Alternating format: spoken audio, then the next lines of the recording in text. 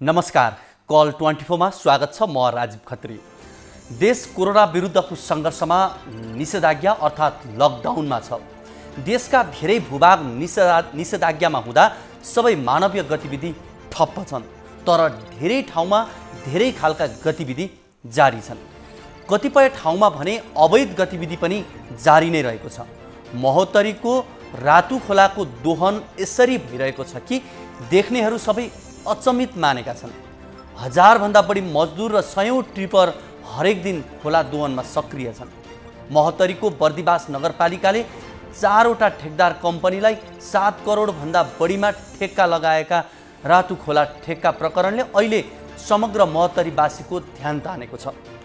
Corona महामारीले महोत्तरीलाई पनि सकसमा पार्दै गर्दा यसको नियन्त्रणमा ध्यान नदिएर खोला दोहनमा मात्र बर्दिवास नगरपालिका लाग्नुको पछाडि यसबाट आउने अथाह आर्थिक स्रोत नै भएको स्थानीयवासीको गुनासो छ। उता महोत्तरीको छिमेकी जिल्ला धनुषाको मिथिला नगरपालिका, छिरेश्वरनाथ नगरपालिका, गणेशमान चारनाथ नगरपालिका र बटेश्वर गाउँपालिका अन्तर्गत पर्ने खोलाहरूबाट क्रसर माफियाहरूले गिटी बालुवा ढुङ्गा उत्खनन कार्य तीव्र पारेका छन्। गत शुक्रबार छिरेश्वरनाथ नगरपालिकाका दिगम्बरपुरका गाउँलेहरूले जलात खोलाका नियमन विपरीत उत्खनन गरिरहेको एउटा स्काइभेटर नै नियन्त्रणमा लिए। जलात खोलाको दोहनको ताण्डव यसरी मचिएको छ कि स्थानीयवासीले रोकथामका लागि धेरै निकाय गुहारे पनि केही हुन सकेको छैन। नदीको दोहन सम्बन्धी यी दुई रिपोर्ट कल 24 को आजको श्रृङ्खलामा पेश गर्नेछौँ।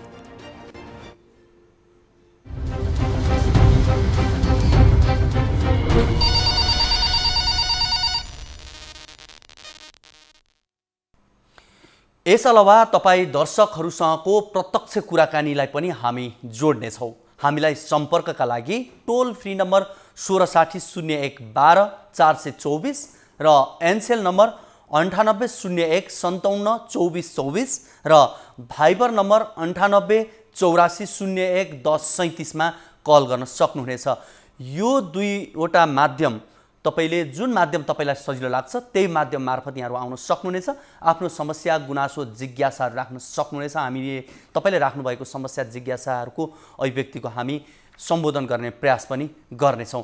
यति बेला कार्यक्रमको सुरुवातमा कोही सर्वसाधारण हाम्रो प्रत्यक्ष सम्पर्कमा आइसक्नु भएको छ। उहाँसँग हामी उहाँको समस्या जिज्ञासालाई लिन्छौँ। सबैभन्दा पहिला हजुर नमस्ते, कहाँबाट को बोल्दै हुनुहुन्छ? हजुर यो सिन्धुली मानबाट रिता खड्का। हजुर सिन्धुलीबाट भन्नुभयो। एकजना भाइको चाहिँ हजुर यो दुलौली नगरपालिका वार्ड नम्बर 12 जिल्लाको बुङ्गे धोनी खामको भाइ हुनुहुन्छ हैन? हजुर उहाँ चाहिँ 3 गते विदेश दुबई जानु भएको थियो। उहाँ चाहिँ अनि अहिले अलपत्र अवस्थामा हुनुहुन्छ। त्यहाँ उहाँ 2 महिनादेखि उहाँले खाना पनि पाउनु भएको छैन, बस्ने ठाउँ पनि छैन। उहाँ मानसिक तनावले गर्दा बिरामी पनि हुनुहुन्छ र उहाँको बुवा आमाले एकदमै पीडा गरेर कराई गर्नु भएको थियो। मेरो छोरालाई कसरी निकालिदिने, कसरी नेपाल ल्याउन सकिन्छ भनेर, अनि त्यही पहल गरिदिनुहुन्छ कि भनेर। हजुर दुबई जानुभएको कति भयो? उहाँ जानुभएको चाहिँ 3 गते नेपालबाट विदेश हुनुभयो दुबईको लागि। उहाँ मेन पावर कम्पनी मार्फतै जानुभएको हो कि पछिल्लो समय त भ्रमणमा जाने र त्यही काम गर्ने भनेर जानेर अलपत्र हुनेहरू पनि धेरै हुनुहुन्छ? कसरी जानुभएको हो? उहाँ काम गर्नुको लागि एजेन्ट मात्रै मार्फतै अनि यो मेन पावर मार्फतै जानुभयो जाने चाहिँ होइन। त्यहाँनिर उहाँनिर 10 जना चाहिँ जो अलपत्र अवस्थामा हुनुहुन्छ, 10 जना मध्येमा 7 जना चाहिँ अहिले कहाँ जानुभयो त्यही एउटा बस्दा बेपत्ता हुनुभएको भनेर उहाँले जानकारी गराउनु भएको छ। र अहिले त्यहाँ 3 जना हुनुहुन्छ होइन। 3 जनाको पनि अवस्था अत्यन्त दयनीय छ। अनि उहाँहरूले चाहिँ जुन हामीलाई छिटो नेपाल निकालिदिनु पर्यो, हामी ठुलो अलपत्रमा छौँ, हामीलाई खाना छैन, बस्न छैन भनेर चाहिँ बहन पौडेल हुने एकजना भाइले हामीलाई फोन गरेर जानकारी गराउनु भएको छ। उहाँहरूको कन्ट्याक्ट नम्बर छ मसँग, अनि एजेन्टको नम्बर छ। एजेन्टले चाहिँ फोन गर्दाखेरि स्विच अफ भइरहेछ, अहिले उहाँ कन्ट्याक्टमा हुनुहुन्न एजेन्ट पनि। उहाँहरू कुन कम्पनी मार्फत जानुभएको हो के हो त्यो सम्पूर्ण जानकारी छ यहाँहरूलाई? सबै जानकारी छैन हजुर। जुन व्यक्ति हुनुहुन्छ उहाँ चाहिँ अलि मानसिक रूपले चाहिँ अलिकति तनावमा हुनुहुन्छ। उहाँले पनि अलि मानसिक सम्बन्धी रोग पनि उहाँलाई भएको छ तनावले गर्दाखेरि। उहाँको बुवा आमालाई पनि थाहा छैन कि कुन एजेन्टको नाम पनि थाहा छैन, कुन मेन पावरबाट उहाँहरू त्यो जानुभएको भन्ने पनि थाहा छैन। अनि त्यो मोहन पौडेल भन्नेको बुवा आमाले चाहिँ मलाई रिक्वेस्ट गरेर नि न कसरी हुन्छ, मेरो छोरालाई नेपाल निकालिदिनु पर्यो, मेरो छोरो भन्दा उहाँको बुवा पनि त्यो छोराको चिजले गर्दा मानसिक तनाव दिनुभएको छ। जुन त्यो विदेशमा अलपत्र हुने भाइको नम्बर चाहिँ मसँग छ हजुर। उहाँलाई लाने यहाँ कुनै कम्पनीको सम्बन्धित व्यक्तिहरूको नम्बर पनि तपाईँहरूसँग छैन? नम्बर छ, त्यो एजेन्टको नम्बर चाहिँ छ, तर उहाँको नम्बर सिज छ अहिले 2-3 दिनदेखि। पहिला चाहिँ उहाँले भन्नुहुन्थ्यो ठिकै छ उहाँहरूलाई म काममा लगाइदिन्छु, नेपाल निकालिदिन्छु भन्दै हुनुहुन्थ्यो होइन। अनि अहिले चाहिँ अब हालचाल चाहिँ उहाँको नम्बर पनि सिज छ, नम्बर त छ। तपाईँले फोन राख्नुभन्दा अगाडि त्यो नम्बर हाम्रो माथि प्राविधिक टिमहरूलाई पनि टिपाइदिनु होला। हामी त्यो नम्बरमा सम्पर्क गर्ने प्रयास उहाँसँग पनि गर्छौँ। अब एउटा कुरा चाहिँ जस्तो उहाँ तपाईँको भनाइअनुसार बिरामी हुनुहुन्थ्यो र बिरामी हुँदाहुँदै उहाँलाई पठाउनु पनि एउटा गल्ती नै भयो नि होइन? होइन, उहाँ त अब यहाँ बिरामी हुनु भएको होइन। उहाँ उहीँ गएपछि उहाँलाई खाना बस्नको समस्या भइसकेपछि उहाँ मानसिक रूपले बिरामी हुनुभयो। र त्यो जुन मोहन पौडेल भन्ने भाइ चाहिँ अहिले बिरामी हुनुहुन्छ, उहाँको कन्ट्याक्ट छैन हाम्रो। र एकजना उहाँसँगै बस्ने एकजना साथीले चाहिँ कन्ट्याक्ट गरेर उहाँको परिवारलाई, उहाँको बुवा आमालाई तपाईँको छोरा अत्यन्त दयनीय अवस्थामा हुनुहुन्छ, उहाँको मानसिक पनि अलिक ठिक छैन, खाना बस्नुको समस्या भयो, उहाँलाई तुरुन्त नेपाल निकालिदिनु पर्यो भनेर उहाँले बुवा आमालाई खबर गर्नुभएछ। अनि बुवा आमा पनि अब गाउँको मान्छे सोझो हुनुहुन्छ, पढाइ लेखेको पनि त्यति हुनुहुन्न। मलाई यस्तो कुराहरू बारेमा केही कुरा पनि थाहा छैन। अनि उहाँले चाहिँ मलाई जानकारी गराएर मेरो छोरो यस्तो अवस्थामा छ, मेरो छोरालाई कसरी निकालिदिनु, कहाँबाट कसरी हुन्छ, हामीले पैसा खर्च गरेर छोरालाई निकाल्छौँ भन्ने माध्यम पनि हामीले थाहा भएन भनेर उहाँले भन्नुभयो। त्यही भएर नि हजुरलाई कन्ट्याक्ट गरेको छु मैले। हुन्छ, तपाईँले फोन नराख्नु होला, तपाईँले उहाँको नम्बर चाहिँ टिपाउनु होला है। तपाईँको विदेशमा हुनेको नम्बर टिपाउनुहोस् र यहाँ जसले पठाउनु भएको हो उहाँको पनि नम्बर टिपाउनु होला र तपाईँको आफ्नो नम्बर पनि टिपाउनु होला है त। हजुर हुन्छ। हुन्छ, यहाँसँग चाहिँ अहिले हामी छुट्छौँ, तर फोन नराखिकन तपाईँले नम्बर टिपाउनु होला। हस्, धन्यवाद। हामीलाई सिन्धुलीबाट कोही सर्वसाधारण हुनुहुन्थ्यो, उहाँले चाहिँ विदेशमा अलपत्र परिरहेको भन्ने सन्दर्भमा उहाँले आफ्नो समस्या राख्नु भएको थियो। तपाईँहरू पनि आफ्नो समस्या जिज्ञासाहरू छन् भने राख्न सक्नुहुन्छ कल 24मा। हामीले विशेष गरी 3वटा नम्बर यहाँहरूलाई भनिरहेको छौँ। पहिलो टोल फ्री नम्बर रहेको छ 16600112 फेरि नोट गर्नुहोस्, 16600112 यो नम्बर रहेको छ भने एनसिएल नम्बर रहेको छ 9801572424। यो नम्बरमा, यो 2वटा नम्बर मध्ये कुनैमा पनि यहाँले फोन गर्न सक्नुहुनेछ।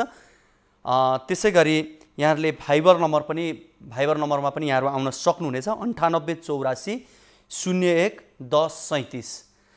फोनको 2वटा नम्बर र भाइबर गरेर 2वटा माध्यममा यहाँहरू आउन सक्नुहुनेछ। तपाईँलाई जुन माध्यम उपयुक्त लाग्छ, सजिलो लाग्छ, त्यही माध्यम मार्फत आएर आफ्नो समस्या जिज्ञासा अभिव्यक्तिहरू के छन् राख्न सक्नुहुनेछ। तपाईँले राख्नुभएको समस्याको समाधान, जिज्ञासाको जवाफ हामी खोज्ने प्रयास गर्छौँ।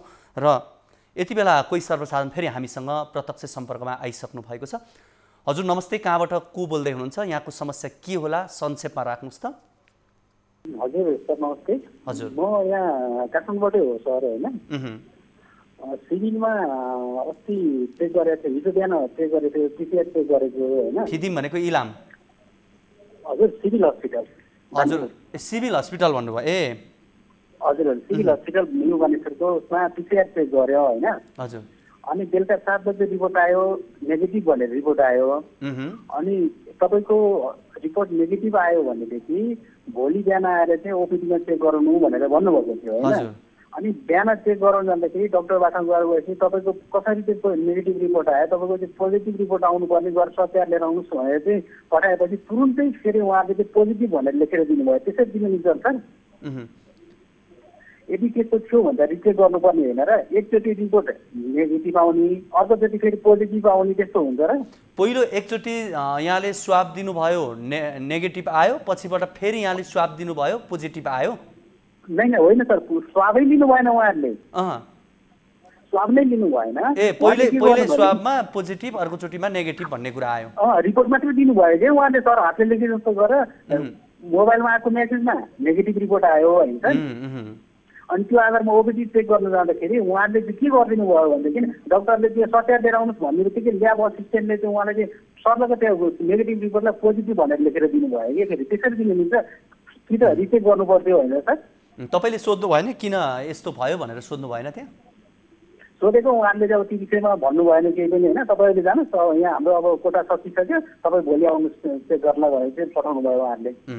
अब यो त्यसपछि अहिले जो सङ्क्रमित जसलाई पोजिटिभ भनिएको छ उहाँको अवस्था चाहिँ कस्तो? तपाईँको आफ्नै हो कि?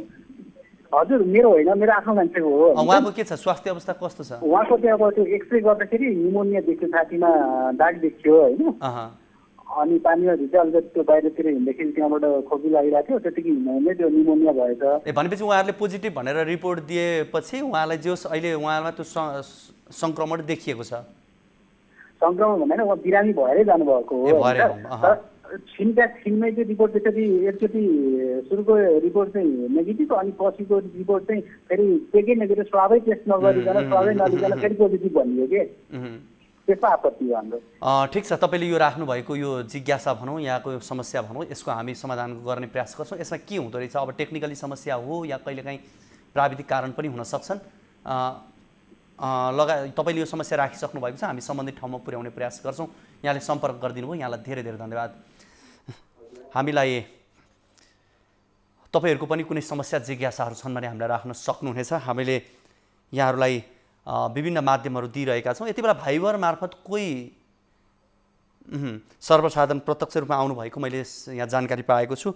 हामीले यहाँहरूलाई दुईवटा माध्यम विशेष गरी फोन र भाइबर भनिरहेका छौँ र फोनमा पनि दुईवटा नम्बरहरू दिएका छौँ। टोल फ्री नम्बर 1660 01 12 424 रहेको छ भनेदेखि एनसेल नम्बर एनसेल प्रयोगकर्ताहरूले हामीलाई 9801 57 24 24मा सम्पर्क गर्न सक्नुहुनेछ।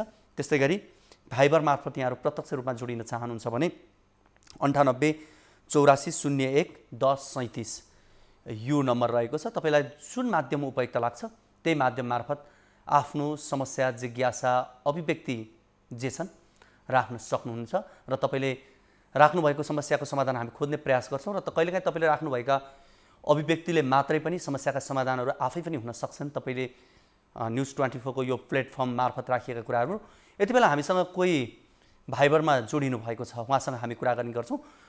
हजुर नमस्ते, कहाँबाट को बोल्दै हुनुहुन्छ? नमस्ते सर, म बुटोलबाट मदन रावल बोलेको सर। हजुर मदनजी, यहाँको समस्या जिज्ञासा अभिव्यक्ति के होला? समस्या के हो भने अहिलेको कोभिडको हो सर। अब हामी दीर्घ रोगीहरू हामी बिमारी हुन्छौँ सर, अनि हामी हस्पिटल जान्छौँ, डक्टरले कोभिड चेक गरेर आइज भन्छ। कोभिड चेक गर्न गएपछि 60 घन्टाभन्दा धेरै समय लगाइदिन्छ, समयमा रिपोर्ट दिँदैन, त्यो पनि सही रिपोर्ट दिँदैन, डक्टरले हाम्रो उपचार गर्दैन। यस्तो समस्या भयो सर। यो समस्यालाई तपाईँको 24बाट उजागर गरिदिनलाई म हार्दिक अनुरोध गर्दछु सर। अहिले के तपाईँहरू पनि कोही सङ्क्रमित हुनुहुन्छ परिवारमा कि के छ? होइन, म चाहिँ नेपाल अटो मेकानिक्स ट्रेड युनियनको केन्द्रीय सल्लाहकार हो सर। मेरा युनियन सदस्यहरू बिमारी हुनुभयो, त्यो कोही कोभिडका बिमारी हुनुभयो, कोही चाहिँ सास प्रश्वास दमको समस्या छ। त्यो दमको समस्या लिएर डक्टरकोमा जाँदाखेरि डक्टर भन्छ त्यो हजुर तपाईँले त्यहाँ चाहिँ धेरै समय लाग्छ, अनि हाम्रो बिमारी सिकिँदैछ सर। कोभिडको समय कोभिड चाहिँ 60 घन्टा लगाइदिन्छ, त्यो भएर हामीलाई एकदमै समस्या भयो सर। अब एउटा समस्या भयो यो यहाँले भनिहाल्नु भयो। अब यो 24 मार्फत सबैलाई जानकारी गराइदिनलाई हार्दिक अनुरोध गर्दछु। के भइदियो भने चाहिँ सहज हुन्थ्यो भन्ने यहाँलाई लाग्छ? हामीलाई त्यो कोरोनाको रिपोर्ट चाहिँ छिटो चाहियो र डक्टरहरूले कोरोना खाली जे बिमारी गए पनि उहाँहरूले कोरोनै भनेर शङ्का गर्ने र अनि हातै नलगाउने डक्टरहरूले। हुन्छ, यहाँले त्यसले गर्दाखेरि हामी दीर्घ रोगीहरू समस्यामा पर्यौँ सर। हुन्छ, यहाँले यो समस्या राख्नु भएको छ, हामी यो समस्यालाई सम्बन्धित निकायसम्म पुर्याउने प्रयास गर्छौँ र थप यस विषयमा हामी कुराकानी गरेर के भएको हो, के छ पछिल्लो अवस्था भन्ने विषयमा कुराकानी गर्छौँ। पछिल्लो समय देशभरि नै कोरोना संक्रमितहरूको सङ्ख्या बढ्दै जाँदा यस किसिमका समस्याहरू आउँदै आएका छन्। यति बेला हामी खोला दोहनका सन्दर्भमा यहाँहरू बीच हामीले विभिन्न रिपोर्टहरू यहाँहरू बीच हामी धनुषाकै रिपोर्टलाई अगाडि बढाउँछौँ। यति बेला धनुषाको औरै खोलामा भइरहेको अवैध उत्खननको सन्दर्भमा यो रिपोर्ट पनि हामीसँग तयारी छ। यसपछि दर्शकबिन महोत्तरीमा खोला दोहनको समस्या पछिल्लो समय बढ्दै गएको छ र महोत्तरीको खोला दोहन सम्बन्धी हाम्रो टिभी जर्नलिस्ट ललन मण्डलले पठाउनु भएको रिपोर्ट यहाँहरू बीच हामी राख्न गइरहेका छौँ।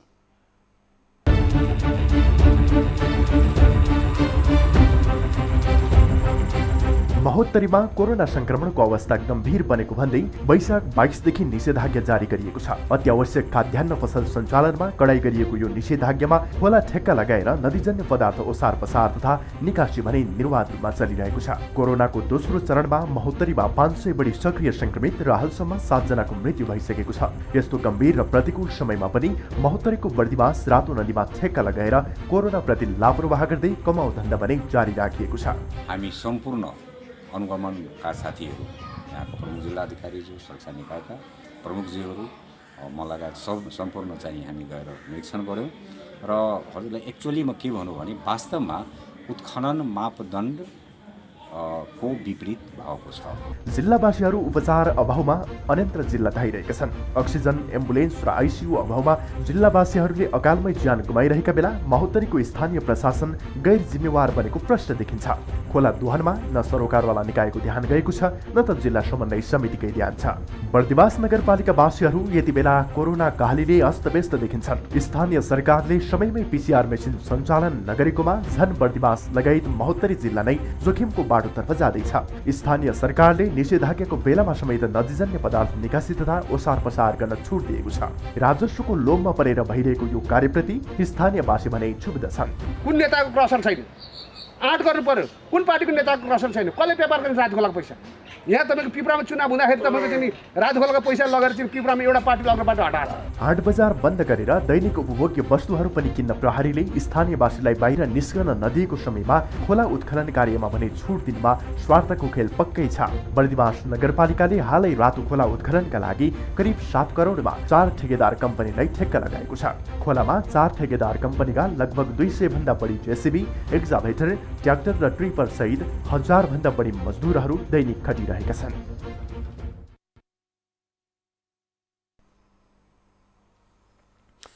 दर्शकवृन्द, पछिल्लो समय प्राकृतिक जन्य पदार्थको दोहन नेपालमा यो नौलो होइन, तर पछिल्लो समय अझ तराईका जिल्लामा हेर्ने हो भने खोला दोहन उत्कर्ष अवस्थामा रहेको छ र हामी धनुषाको औरै खोलामा भइरहेको अवैध उत्खननको विरोध गर्दा दिलीप महतोको टिपरले किचेर हत्या भएको धेरै भएको छैन।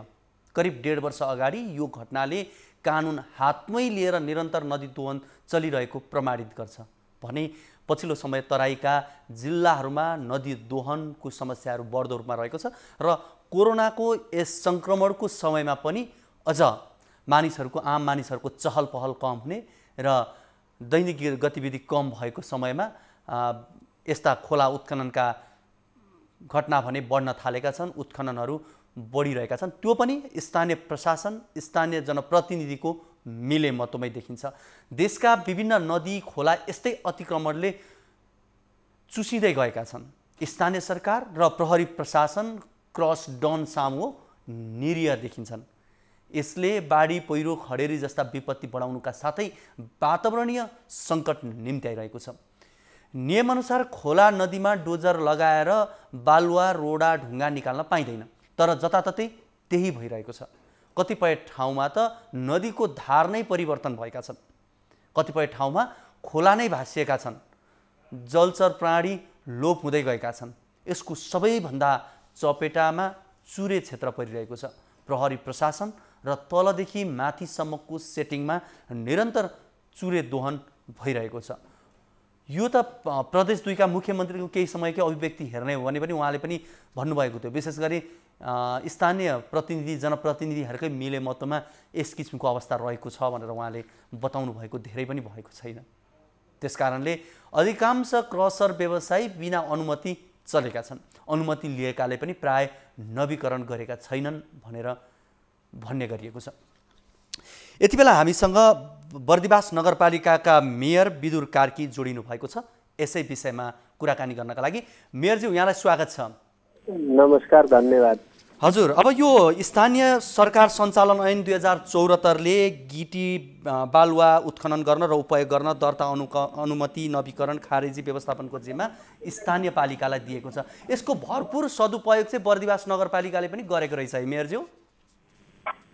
अब त्यो कस्तो छ भने त्यो चाहिँ माथिपट्टि एउटा नेपाल सरकारले कार्यविधि बनाएर पठाएको छ, मापदण्ड गिट्टी बालु उत्खनन तथा बिक्री वितरण तथा व्यवस्थापन कार्यविधि 2077 पठाएको छ। त्यसको आधारमा हामी मात्रै होइन, जिल्ला समन्वय प्रमुखको अध्यक्षतामा सिडिओ एसपी सबै सुरक्षाका प्रमुखहरू राजस्व र वन सहितको एउटा समिति छ हाम्रो। त्यसबाट हामीले चाहिँ यहाँ कति दर्ता भएका यहाँ तिर्न आएनन्, दर्ता रिन्यू गर्न आएनन् होइन, त्यसो भएर त्यो एजेन्डा लगेर त्यहाँ दर्ज गरिएको छ। त्यसको बारेमा चाहिँ जिल्ला प्रशासन कार्यालयले तुरुन्तै यो माग्ने भनेर जिल्ला प्रशासन कार्यालयलाई जिम्मेवारी दिएको थियो। त्यो रेकर्ड माग्ने क्रममा चाहिँ अब कोभिडभित्र पस्यो यो फेरि। तर अब यो कानुनले त दियो, त्यसमा दुई मत रहेन, तर दिएको कुरालाई पनि कतिसम्म गर्नु पर्थ्यो भन्ने कुरा एउटा रह्यो। अर्कोतर्फ आम नागरिक नै आजित हुने गरी विरोध गर्ने गरी आम नागरिकहरू नै प्रत्यक्ष तपाईँको नगरपालिकाभित्रका जनता नै भनिरहेका छन् कि यो अति भयो भनेर भनिरहेका छन्। कोभिडको समयमा पनि धमाधम, त्यसमा पनि नवीकरण नभएका क्रसर उद्योगीहरू पनि त्यति नै मात्रामा सक्रिय। यो त अलिक धेरै भएन र? यसो हो, त्यो चाहिँ अब हामीले आइ गरिसकेर नियमबद्ध ढङ्गले वातावरणीय प्रभाव मूल्याङ्कन गरेर त्यसको सबै कुरा प्रक्रिया पुर्याएर इबिडिङ टेन्डर गरेर अब टेन्डर लागेको कुरा जो छ त्यो चाहिँ अब ठेक्का जसले लिएको छ उसले ठेक्का लिएकोले हाम्रो मापदण्ड अनुसारको उत्खनन गर्ने काम भइराख्यो हो अहिले होइन। त्योभन्दा अरू कुरा चाहिँ अब अरूलाई कारबाही गर्ने कुरा चाहिँ हाम्रो मातहतमा छैन। यो बुझ्न पर्यो कि अहिले जिल्ला समन्वयको अध्यक्षतामा यो कुरा बढ्छ अगाडि। भनेपछि यहाँले अनुमति मात्रै दिन सक्ने अवस्था छ, तर कसैले त्यो नियम विपरीत गयो भने त्यहाँलाई यहाँले कारबाही गर्न सक्नुहुन्न, अनुगमन गर्न सक्नुहुन्न। कारबाही गर्न चाहिँ माथि नै निर्णय गरेर त्यसको आधारमा प्रशासनले कारबाही गर्ने हो। माथि भनेको चाहिँ कहाँ? प्रशासन, प्रहरी प्रशासन जिल्ला। तर यहाँले अनुगमन गरेर त्यस्तालाई कारबाहीको प्रक्रियामा अगाडि बढाउन सहयोग हो। अनुगमन गरिएको छ, जसमध्ये 10-12वटाले बुझाएको छन्, अरूले बुझाएको छैन भन्ने रिपोर्ट छ। म त्यसमा लागिराखेको छु। अब यो बिचमा अर्को कुरा आएर नभए संयुक्तै अनुगमन गरेर त्यसको चाहिँ छिनोफानो गर्ने भनेर निर्णय नै भइसकेको छ हाम्रो। मेयरज्यू, म एउटा कुरा मैले यहाँलाई आग्रह गरेँ, गुगलमा तपाईँले एकचोटि नदी उत्खनन भनेर यसो सर्च गर्नुहोस्, प्राय महोत्तरी र धनुषा नै अग्रपङ्क्तिमा देखिन्छन्। र केही समय अगाडि यहाँहरूकै प्रदेशको मुख्यमन्त्रीले केसम्म भन्नुभयो भने स्थानीय जनप्रतिनिधिकै मिलेमतोमा यस्ता गतिविधि हुने गरेका छन् भन्नुभयो र तपाईँकै नगरपालिकाका जनताले नै यही भनिरहेछन्, यहाँहरूलाई नै आरोप लगाइरहेछन् के? यसो अब आरोप कसले के लाउँछ भन्ने कुरामा त्यसको पछाडि लागेर हिँड्नु हुँदैन हैन। तर जनताले भनेको कुरामा त सुन्नु पर्ला नि त। कसरी हुन्छ एकछिन मिलेमतो चाहिँ त्यसको चाहिँ वातावरण प्रभाव मूल्याङ्कन गरेर त्यसको सारा कुरा गरेर तलदेखि त्यो छलफल गर्दै गर्दै क्याबिनेटमा आएर दुई-दुईचोटि फिर्ता गरेर त्यसलाई सुधार गरेर ल्याएर हार्ड कपी बेचेको छैन, इबिडिङ गरिएको छ। अनि जनप्रतिनिधि चाहिँ कहाँ मुछिनु पर्छ? यस्तो हो, नीतिगत रूपमा तपाईँले प्रक्रिया पूरा गर्नुभयो होला, तर आम नागरिकले त्यो चाहँदैनन् भने जनताको कुरा आम नागरिकले के बुझेर भन्यो, त्यसको तथ्य के हो, प्रमाण के हो, त्यति खोजिदिनुहोस् भन्छु मैले। त्यो त भिडियोमा तपाईँले अलिकति यहाँले यो फोन राखिसकिसकेपछि युट्युबमा यो कार्यक्रम आउँछ, त्यसमा हेर्न पनि सक्नुहुन्छ यहाँले होइन। आम जनताले प्रत्यक्ष हामीले भिडियो सहित देखाएको छ। मलाई थाहा छ त्यो भन्नेले भनेका छन्, बोल्छन्, बोल्नलाई के छ र अहिले जसलाई जे मन लाग्यो त्यही बोली हिँड्ने कुरा पनि भयो। तर मापदण्डभित्र बसेर म यो बिचमा हिजो पनि अनुगमन गरेर फर्केको छु त्यो क्षेत्रबाट नदीको, जहाँ चाहिँ बढी खनेका छन्। म गाडी रोक्छु, यो भएन यसो नगर भनेर चाहिँ सुझाव दिएर फर्केको छु। तिनकै साथीको बिचमा गएको छु। कसले के भन्छ भन्ने कुराको पछि होइन, मैले ठिक गरेँ कि गरिनँ भन्ने कुरा मेरो मनले चाहिँ मलाई जवाब दिनु पर्यो। भनेपछि यहाँले ठिक गरेको छु मैले अहिले भन्ने लाग्छ यहाँलाई? होइन, मैले चाहिँ कुनै अनर्गल काम कोहीसँग मिलेमतो गरेर आर्थिक प्रलोभनमा काम गरेको छैन, गर्दिनँ पनि। तर यहाँ त्यहीँको जनताले जितेर जनप्रतिनिधि हुनुभएको छ भने जनताको कुरा उहाँहरूसँगै सोध्नुहोस्। यहाँ चाहिँ अब धेरै कुरा म बोल्दिनँ, तथ्य उहाँहरूसँगै हुन्छ, तथ्य खोलामा छ। मैले भने हामी दोहन गरिरहन्छौँ, दोहन गर्नलाई सहयोग गरिरहन्छौँ, दोहन गरिरहन्छौँ। हो मेरज्यू, उहाँले फोन राख्नुभएको छ, काट्नुभएको छ। र स्थानीय तहमा हुने यस किसिमको प्रवृत्ति पक्कै पनि राम्रो होइन र जवाफदेही जनप्रतिनिधिले प्रश्न पूरा रूपमा सुनेर त्यसको जवाफ दिनुपर्छ र जनताप्रति उत्तरदायी हुनुपर्छ भन्ने हाम्रो कुरा हो।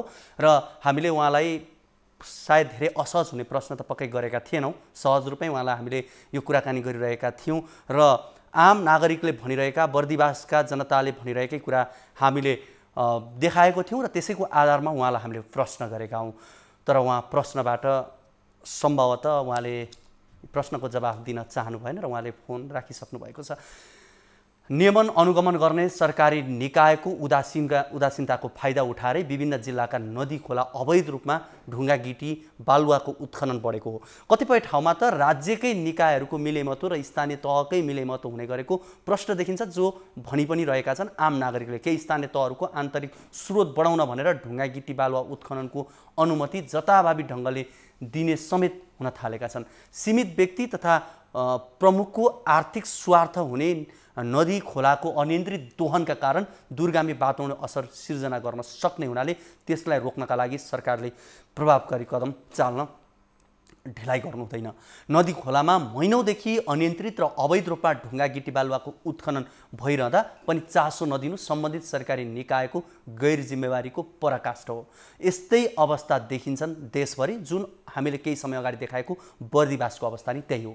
स्थानीय सरकार सञ्चालन ऐन 2074ले ढुङ्गा गिटी बालुवा उत्खनन तथा उपभोगको दर्ता अनुमति नवीकरण खारेजी र व्यवस्थापनको जिम्मा गाउँपालिका नगरपालिकालाई नै दिएको छ।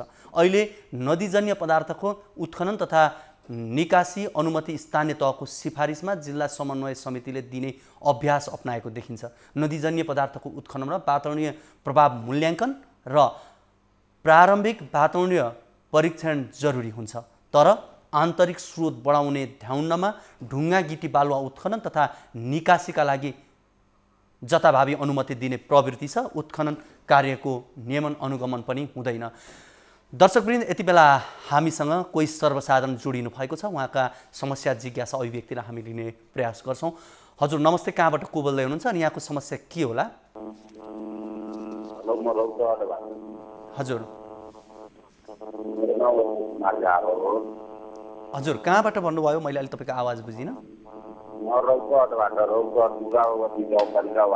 हजुर यहाँको समस्या जिज्ञासा के होला भन्नुहोस् त।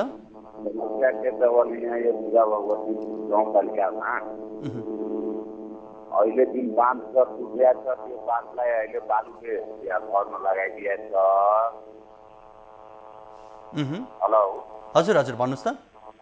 बाँध क्षतिग्रस्त भएको थियो, त्यो बाँधमा अहिले हजुर बालुवाले भर्न लगाइदिएको छ। सिडिओ आएर पनि निरीक्षण गर्यो होइन, सिडिओलाई पनि म त्यहाँ सिडिओलाई पनि म जानकारी गराएँ कि बालुको दबाईको बाँध बढिरहेको छ।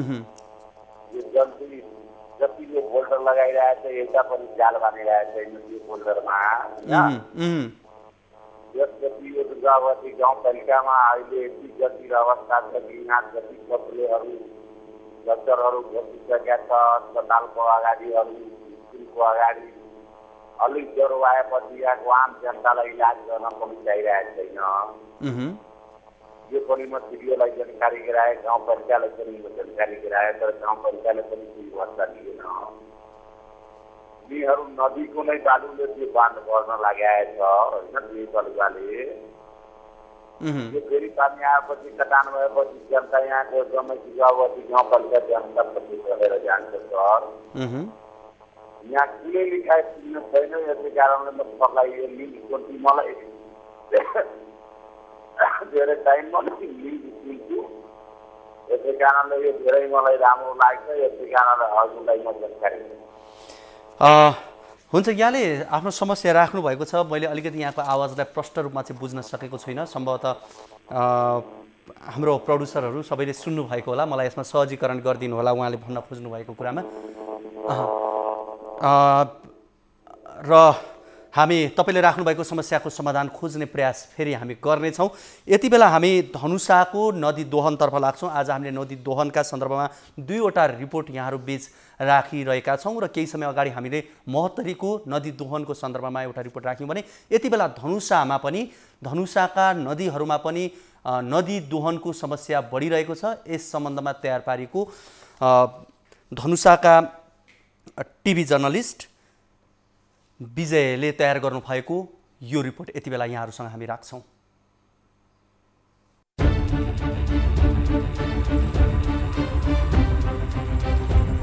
स्थानीय तहमध्ये कतिपयले खोला ठेक्कामा लगाएका छन्, तर ठेकेदार पक्षले मापदण्ड र नियममा धज्जी उडाएको छ। नदीको बीचबाट बढीमा 4 फिट गहिराईसम्म खन्न पाउने प्रावधान भए पनि ठेकेदारहरूले 15 देखि 20 फिटसम्म खनेर विनाश गरिरहेका छन्। यिनीहरूलाई रोक्ने प्रमुख दायित्व स्थानीय तह स्थानीय प्रहरीको हो। अझ बढी जिल्ला समन्वय समितिको संयोजकत्वमा सिडिओ, एसपी, अनुसन्धान र वन कार्यालय सहित कार्यालयका प्रमुखहरूको संलग्नतामा अनुगमन समिति नै गठन गरिएको छ।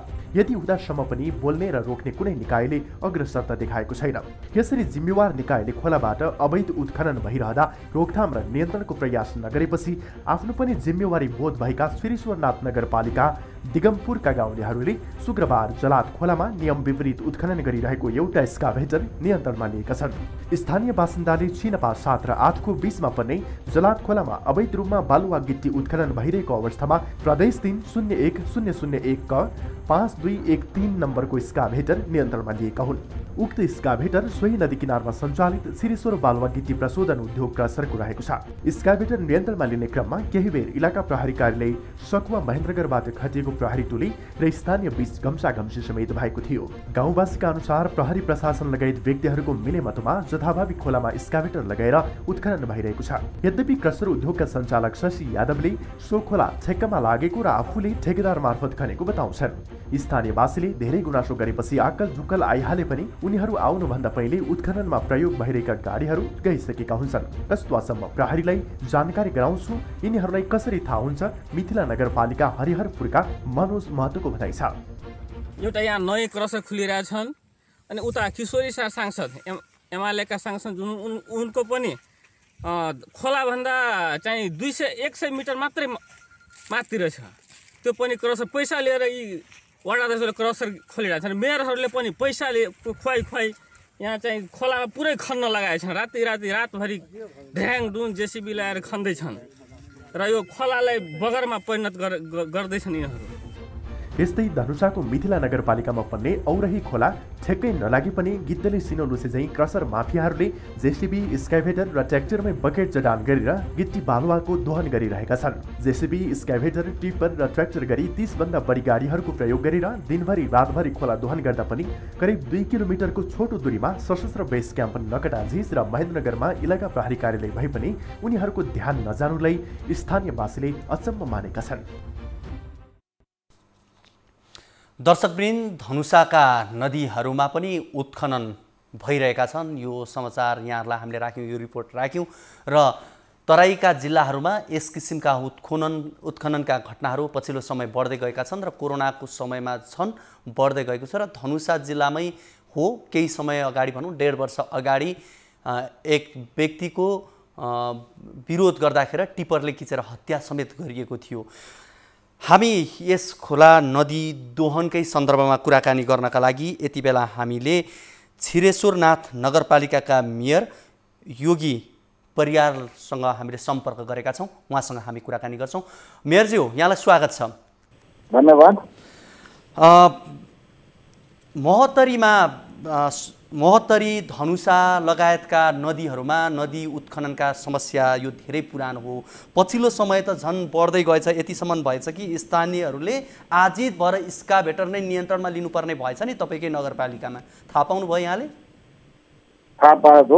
हजुर, यो नदी उत्खनन अब यो कानुनले दियो भन्ने बित्तिकै यसको प्रयोग चाहिँ यहाँले व्यापक गर्नुभएको छ है?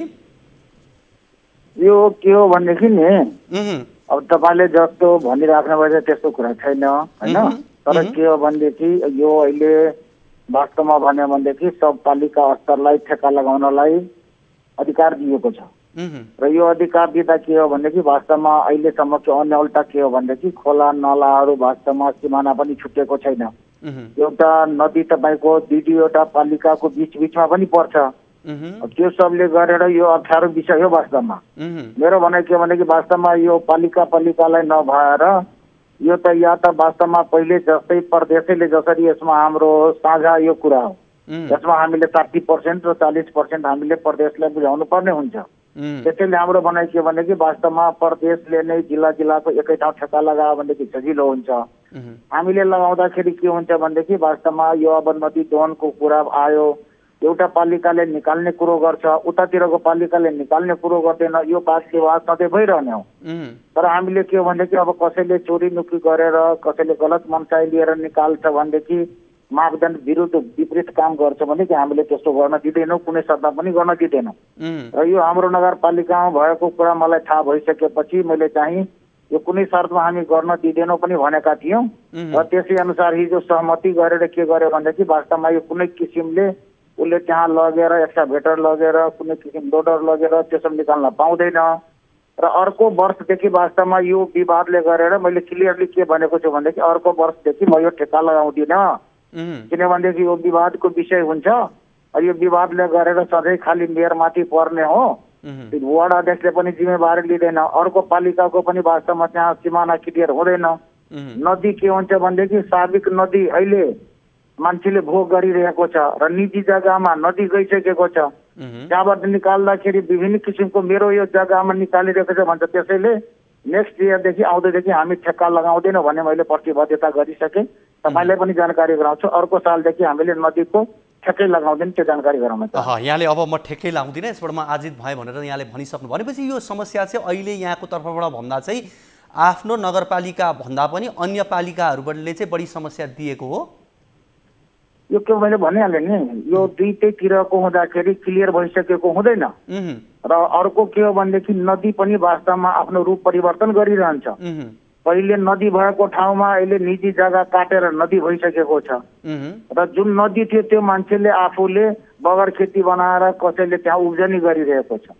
अनि त्यहाँबाट तपाईँको बालुवा गिटी निकाल्दाखेरि यो त मेरो निजी जग्गा हो भन्ने किसिमको पनि विवाद आउने गरेको छ के। मेयरजी अब मैले यहाँले भनिसक्नुभयो आउने वर्षबाट त म यो ठेक्कै दिँदिनँ, यो नै म गर्दिनँ भनेर भनिसक्नुभयो। तर अब यो वर्षको सन्दर्भमा हेर्दा अब करिब आर्थिक वर्ष सुरु हुनलाई अब थोरै अझै समय बाँकी छ। यो समयसम्मको भइरहेका दोहनहरूलाई रोक्नका लागि चाहिँ यहाँको तर्फबाट हुने प्रयास चाहिँ के हुन्छन्? अब त्यो तपाईँलाई लाग्यो धेरै छ, तर हाम्रो अब यो आर्थिक वर्षको लागि 1 महिना मात्रै अब ठेक्का बाँकी छ। यो जेठसम्म मात्रै ठेक्का हुन्छ, 1 महिना मात्रै बाँकी छ। र त्यसमा पनि लकडाउनले किसिमले निषेधाज्ञा जारी भइसकेको छ। मलाई खासै लाग्दैन, 2-4 टिप काटी बाहेकको मालै निस्किरहेको छैन होइन। त्यसैले खासै समस्या नआउला। र मैले चाहिँ अब कुनै किसिमले त्यहाँबाट मेसिन लगाउन पाउँदैन। अब काटी कसैले बेलचाले निकाल्छ भने त्यो कुरो बेग्लै हो होइन। अब हाम्रो 1 महिना मात्रै ठेक्का हो, त्यतिको लागि मात्रै खासै केही समस्या नआउला जस्तो मलाई लाग्छ। अब कतिपय स्थानीय तहहरूले चाहिँ यसलाई आम्दानीको प्रमुख स्रोतको रूपमा पनि लिने गरेको छ। म मेयरज्यूसँग मैले यति मात्रै सोध्न खोजेको कि वास्तवमा यो भएन भने पनि स्थानीय तह चल्न सक्छन् नि होइन? यस्तो छ कि तपाईँले अब अन्यको कुरा कहको मलाई थाहा भएन। धेरै ठाउँमा धेरै ठेक्का लाग्ने पनि गर्छ, त्यो पनि एउटा स्रोत होला होइन। तर मेरो के हो भनेदेखि वास्तवमा मैले यसरी अनुमान गर्दाखेरि हाम्रो नगरपालिकामा मैले यसरी हेर्दाखेरि तपाईँको 50-60 लाखभन्दा बढीको ठेक्का लोन लाग्ने किसिमको हाम्रो स्रोत छ होइन। र त्यसमा पनि भनौँ न हाम्रो 1 करोड 33 लाखमा ठेक्का लागेको मात्रै हो। त्यसले खासै हामीलाई प्रभाव पर्छ जस्तो मलाई त्यहाँ लाग्दैन। अब भनिसकेपछि अब जोस् यो अब बिचमा भइरहेका दोहनलाई यहाँले रोक्नका लागि आफ्नो तर्फबाट प्रयास गर्नुहुन्छ र अब यस पछाडि यहाँले ठेक्का लाउनुहुन्न, यो प्रतिबद्धता यहाँले जनाउनु भयो, यसमा यहाँ अडिग हुनुहुन्छ? एकदम पुरा अडिग छु, जे भनेको छु त्यही गरेर देखाउँछु। हुन्छ, यहाँको यो कुराकानीका लागि यहाँलाई धेरै धेरै धन्यवाद। धन्यवाद तपाईँले पनि। उहाँ हुनुहुन्थ्यो छिरेश्वर नगरपालिकाका मेयर योगी परियार हुनुहुन्थ्यो र उहाँले केही स्थानीय तहहरू बीच भएका कारणले गर्दा, अन्य सीमाका भएका कारणले गर्दा यो समस्या आएको, मेरो तर्फबाट आउने वर्षबारदेखि म यस किसिमको उत्खनन गर्ने र ठेकापट्टा दिने कामै गर्दिनँ भनेर उहाँले प्रतिबद्धता गर्नुभएको छ। आशा गरौँ उहाँले यो प्रतिबद्धतालाई पुरा गर्नुहोस् र उहाँले यो कुरालाई मैले महसुस गरेको छु र म यो गर्दिनँ भनेर प्रतिबद्धता जनाइसकिसकेपछि यसलाई हामीले खासै धेरै प्रश्न उहाँलाई हामीले सोध्न चाहेनौँ, किनभने भने उहाँले आफूले रियलाइज गरिसकेर प्रतिबद्धता जनाइसकिसकेपछि र पछिल्लो समय तराईका क्षेत्रहरूमा यस किसिमका उत्खननका घटनाहरू पछिल्लो समय बढ्दै गएका छन् र करिब हामीले 1.5 वर्ष अगाडिको घटना पनि, महोत्तरीकै घटना पनि यहाँहरूलाई हामी बारम्बार सम्झाइरहेका छौँ र यस किसिमका दोहनले आम नागरिकहरू आजित भइरहेका छन् र आजित भएर विरोध पनि बेला बखत गरिरहेका छन् र धनुषाको छिरेश्वरमा स्थानीयहरूले एक्सकाभेटर नियन्त्रणमा लिएको पनि यसैको एउटा उदाहरण हो र देशका विभिन्न नदी खोला यस्तै अतिक्रमणले चुसिँदै गएका छन्। यो तराईका जिल्लामा मात्रै होइनन्, अन्य पहाडी जिल्लाहरूका समस्या पनि उत्तिकै रहेका छन्। त्यहाँ पनि नदीजन्य पदार्थहरू उत्खनन, अन्य प्राकृतिक स्रोत र साधनको उत्खनन गर्ने गरेको पाइन्छ र स्थानीय तहहरूले यस्ता उत्खनन र उत्खननबाट भएको आमदामीलाई आफ्नो स्थानीय तह सञ्चालनका लागि आर्थिक रूपमा सहज हुने एउटा हतियार, अस्त्रको रूपमा यसलाई प्रयोग गरिरहेको हामी देख्न सक्छौँ, आमदामीको स्रोत बनाइरहेको देख्न सक्छौँ, जसले गर्दा यसले पार्ने दूरगामी समस्याहरू अझै धेरै हुन सक्छन्। देशका विभिन्न नदी खोलाहरू यस्तै अतिक्रमणले चुसिँदै गर्दा स्थानीय सरकार, प्रहरी प्रशासनहरूलाई प्रश्न उठ्ने गरेको छ र क्रसर डन सामु निरीह बनेको आरोप पनि लाग्ने गरेको छ। यसले बाढी पहिरो, खडेरी जस्ता विपत्ति बढाउनुका साथै वातावरणीय कष्टहरू निम्त्याइरहेका छन् र हुन त यसलाई हामीले आजको कुराकानीमै पनि तपाईहरुले देख्न सक्नुहुन्छ। उहाँले नियमअनुसार नै आफूले खोला नदीमा डोजर चलाएको, बालुवा गिटी ढुङ्गा निकालेको भनेर उहाँहरूले भनिरहेको छ र यो स्थानीय प्रशासन ऐनले पनि दिएको छ। तर वातावरणीय कुरा, वातावरणीय मापदण्ड, त्यसले पुर्याउने आम नागरिकको क्षति, बाली नाली धेरै कुरालाई मध्यनजर गरेर गर्नुपर्ने हुन्छ। तर यहाँ त कतिपय ठाउँमा त खोला नै भासिने गरी पनि उत्खनन भएका छन्, जलचर प्रणाली लोप हुने अवस्था बनाइएको छ। यसको सबैभन्दा ठुलो चपेटा अघि पनि हामीले भन्यौँ विशेष गरी चुरे क्षेत्र परिरहेको छ र चुरे संरक्षणका लागि विभिन्न कार्यक्रमहरू आयोजना भएका छन्। राष्ट्रपतिको नाम जोडेर चुरे संरक्षणका लागि प्रयासहरू पनि भएका हुन्छन्। तर यस्ता नदी उत्खननले थप समस्या पुर्याइरहेको हुन्छ भने चुरेलाई छन चपेटामा पार्ने काम भइरहेको हुन्छ। प्रहरी प्रशासन र तलदेखि माथिसम्मको मानिसहरूको सेटिङले निरन्तर रूपमा यो दोहनको काम भइरहेको छ र अधिकांश क्रसर व्यवसायीहरूले बिना अनुमति चलेको र बिना अनुमति यस किसिमको गतिविधि गरिरहेको, त्यो हुँदा राज्यलाई स्थानीय तहलाई ट्याक्स पनि तिर्नु नपर्ने, तर जनप्रतिनिधिको मिलेमतोमा हुँदा त्यसबाट आएको पैसा जनप्रतिनिधिको खल्तीमा जाने अवस्था बनेको छ। अनुमति लिएकाले पनि प्राय नवीकरण नगरेको देखिन्छ र हामीले केही समय अगाडि महोत्तरीकै सन्दर्भमा कुराकानी गर्दा मेयरज्यूले यो कुरा स्वीकार पनि भएको थियो। नवीकरण नगर्नेहरू छन्, हामीले कोरोनाका कारण भनेर भनिरहनु भएको थियो। कोरोनाका कारण 1 वर्षमा विभिन्न अन्य गतिविधिहरू भइरहेका छन् भने नवीकरण हुन नसक्ने भन्ने कुराहरू होइनन्। यसमा सरासर मिलेमतो भएको देखिन्छ र स्थानीय यो देखिने आधार भनेको स्थानीयहरूले नै भनिरहेको आधारले हामीले भनेका हौँ र नियमन अनुगमन गर्ने सरकारी निकायहरूको उदासीनता पाइन्छ। उहाँले भने जस्तो आमदामी गर्नका लागि ठेक्कामा लगाउन चाहिँ पाइने र कारबाही गर्न चाहिँ आफूसँग कुनै भूमिकै नहुने भन्ने पनि पक्कै होइन। त्यसका लागि इच्छा शक्ति भयो भने जसरी पनि गर्न सकिन्छ। जबकि आम नागरिकले यसको प्रश्न उठाउन सक्छन्, उजुरी दिन सक्छन् भने सम्बन्धित क्षेत्रका जिम्मेवार व्यक्तिहरूले गर्न नसक्ने भन्ने कुराहरू हुँदैनन्। उठाउँदै आएका विभिन्न जिल्लाका नदी खोलाहरूको अवैध रूपमा ढुङ्गा गिटी बालुवाको उत्खनन बढेको यो पक्कै पनि राम्रो कुरा होइन। कतिपय ठाउँमा राज्यकै निकायहरूको मिलेमतो नदी खोला दोहन हुनु यो राम्रो सङ्केत होइन। र हामीले बारम्बार भनेका छौँ केही स्थानीय तहहरूले आन्तरिक स्रोत बढाउन भनेर ढुङ्गा गिटी बालुवा उत्खननको अनुमति जताभावी ढङ्गले गर्ने गरेको देखिन्छ र सीमित व्यक्ति समूहको आर्थिक स्वार्थ हुने नदी खोलाको अनियन्त्रित दोहनका कारण दूरगामी बाटो हुने असर सिर्जना गर्न सक्छ र यसलाई रोक्नुपर्ने हुन्छ र जिम्मेवार व्यक्तिहरू यसमा सचेत हुन जरुरी छ। आज हामीले नदी उत्खननको सन्दर्भमा दुईवटा रिपोर्ट यहाँलाई राख्यौँ, महोत्तरी र धनुषा। अन्य क्षेत्रको समस्या पनि उत्तिकै छ। हामीले एउटा प्रतिनिधि समस्या यहाँहरू बीच राखेका हौँ र पक्कै पनि यस किसिमको नदी दोहन रोक्नका लागि सम्बन्धित निकायले प्रयास गर्ला। आजको कार्यक्रमको निर्धारित समय सकिसकेको छ। भोलिको कार्यक्रममा हामी नयाँ विषयमा रहेर कुराकानी गर्न आउनेछौँ।